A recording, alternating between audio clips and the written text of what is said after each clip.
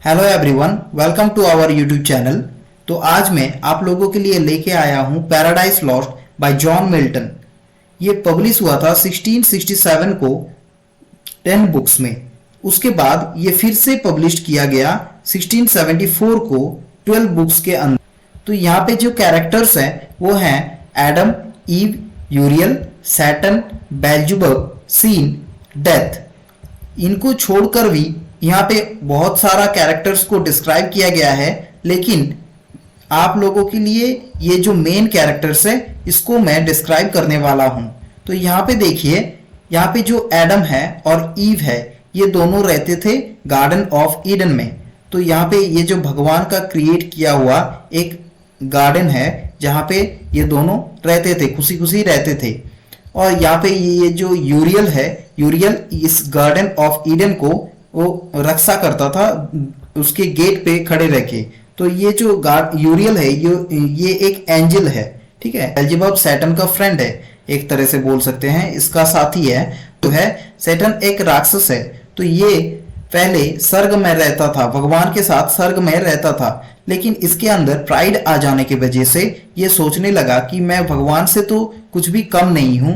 तो ये एक दिन क्या किया इसने, ये जो बेल्जेबुब है और उसके और भी साथी मिलकर भगवान से लड़ पड़े, ये सोचकर कि ये स्वर्ग को हथिया लेगा और वहां पे राज करेगा। लेकिन क्या हुआ कि सैटर्न जानता था कि मैं अगर हार गया तो मुझे भगवान नर्क में भेज देंगे। तो ये जानते हुए भी सैटर्न ये सोचा कि स्वर्ग में भगवान के अंडर रहने से अच्छा है नर्क में जाके खुद राज करना। तो इसलिए सैटर्न ने क्या किया, ये युद्ध आरंभ किया। लेकिन उसमें हारने की वजह से भगवान ने सैटर्न को क्या किया, नर्क में भेज दिया। उसके साथ उसके साथी भी नर्क चले गए, बेल्जेबुब और भी सारे साथी नर्क चले गए। उसके बाद सैटर्न वहां पे जाके उसका एक लड़की हुई जो जिसका नाम सिन था। सिन इसका जो हिंदी है वो है पाप। तो सैटर्न का फिर उसके बेटी के साथ संबंध बनी और उससे डेथ नाम का एक बच्चा पैदा हुआ जिसका नाम है डेथ। तो इसी से दिखाया गया है कि नर्क कैसा होता है, जहां पे एक बाप अपने बेटी के साथ संबंध बनाता है और वहां से एक बच्चा पैदा होता है डेथ नाम से। तो यहीं से बताया गया है नर्क का हाल कैसा होता है। उसके बाद यहाँ पे जो असली कहानी स्टार्ट होता है वो है कि सैटर्न और बेल्जेबुब प्लानिंग करता है कि कैसे ये जो गार्डन ऑफ ईडन में रह रहा होता है एडम और ईव, तो इनको कैसे बुरा बनाया जाए। तो ये सोचते हैं।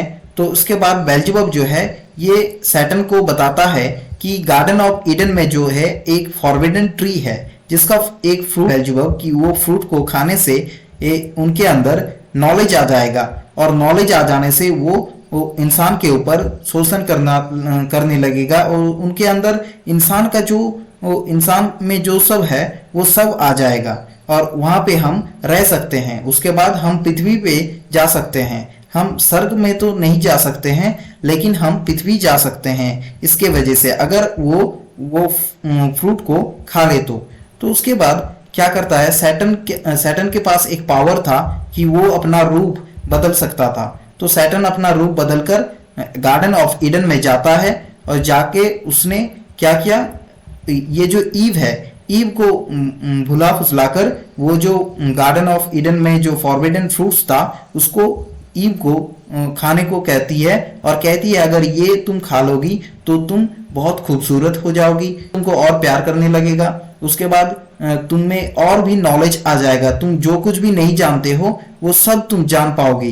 तब ईव क्या करती है, वो फ्रूट जो है फॉरबिडन फ्रूट है वो खा लेती है। लेकिन उसके बाद क्या होता है कि एडम वो एक फ्रूट ले जाकर एडम को भी देता है और कहती है कि ये फ्रूट खा लो, मैंने भी एक फ्रूट खा लिया है।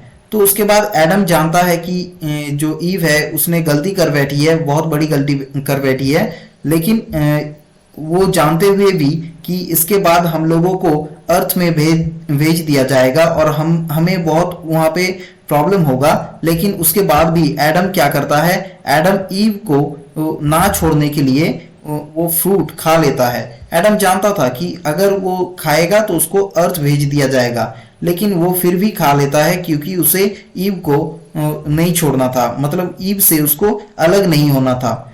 इसके बाद क्या होता है कि एडम और ईव को भगवान वो फॉरबिडन फ्रूट खाने की वजह से अर्थ भेज देता है। लेकिन यहाँ पे एक ट्विस्ट है कि भगवान को सब कुछ पता था कि ये जो सैटर्न है, सैटर्न गार्डन ऑफ ईडन आएगा, आकर एडम और ईव को वो फ्रूट खिलाएगा, उसके बाद उनको अर्थ में भेजना होगा।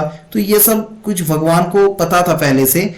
ये सब कुछ भगवान का ही प्लानिंग का हिस्सा था कि कैसे उनको अर्थ बनाना है, कैसे उनको अर्थ में इंसान को लाना है, इसी का एक प्लानिंग है। तो यहाँ पे उसके बाद क्या होता है कि एडम और ईव आता है, उसके बाद अर्थ में वो लोग रहने लगता है, वहां पे रहने लगता है। वहां पे उसके साथ साथ सिन, ये जो पाप है, और डेथ जो मृत्यु है, ये दोनों उस पृथ्वी पे आ जाता है। तो वो जो फॉरबिडन फ्रूट था उसको खाने के साथ साथ एडम और ईव के अंदर वो सब कुछ आ गया जो इंसान के अंदर होता है।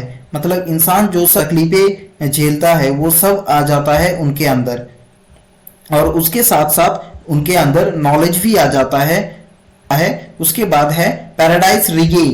तो ये जो पैराडाइज लॉस्ट है मतलब स्वर्ग को छोड़ना। उसके बाद आता है पैराडाइज रिगेन्ड, मतलब पैराडाइज को, मतलब स्वर्ग को फिर से वापस हासिल करना। तो इसके बाद हम उसको भी कभी पढ़ेंगे कि कैसे स्वर्ग को वापस हासिल किया एडम और